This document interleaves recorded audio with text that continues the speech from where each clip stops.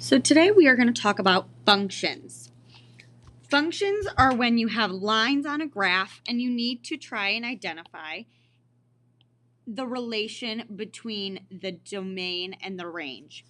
So we're talking about independent variables. Think about when you're independent, you do things on your own. You don't need anyone else. So all values in the domain, which let's go ahead and label that the domain is all of your x values. Okay, so everything along the x-axis. They don't depend on anything else. They don't need anything else. They can function completely on their own. A dependent variable is when you are dependent on this other part. You guys depend on your teachers to teach you things. You depend on your parents, your aunts, your uncles, the adults in your life to be there for you. So the range is all your y values in math. Okay, these are things that you need to go ahead and remember. Domain is your x, range is your y. So now we're talking about the vertical line test. This is very simple. You take something such as a pencil and you move it across the coordinate plane. And if it doesn't hit more than 2 dots at a time, it is a function. Now, this will not always work. The first thing that you should do is go ahead and label, this is your domain, okay, and that this part right here, your y, is your range, okay? The more that you write domain and range on all of your pictures helps you even more, okay? So the whole point is that you cannot, okay, you can't have the same number in the domain or your x value.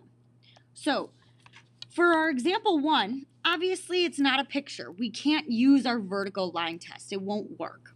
So what we want to do is go through and see, are there any repeats between our x values?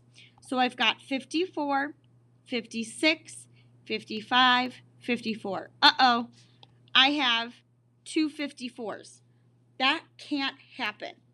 Okay, we cannot have 2 of the same x values. For fun, let's just keep going. Okay, and then we also have a 56 and a 56. Yet again, that can't happen. So this is not a function because 54 and 56 appear twice as an x value. Oops, my apologies. Okay, so when you don't have a graph, you need to look for patterns in your x. Okay, that's because if you were going to look over here at the graph and you had 2 things on the same line in your x value, it doesn't matter how high up or how low they are still going to not pass the vertical line test. Now, let's go ahead and look at number 2. Okay, now we want to make sure that our x, remember, is our domain, and our y is the range. So let's look at all of our domains or our x's. Make sure they do not overlap. We've got 4, 7, 6, 3, 5, and 2. I don't see any repeats, which means that this has to be a function. So yes, or we can just write this is a function. And we can write because each domain or x value has one range or y value. Now, you don't have to write the x and the y value after. I personally just do it because it helps me remember my vocab of which is my domain and which is my range. So, you guys can try these on your own, the 1 and the 2. Another way to determine is the vertical line test, okay? This is what we talked about. Can I run my pencil or a straight line? So what I'm going to do here is I'm going to draw a straight line, okay? And I'm going to see, can I move this straight line across this line, okay?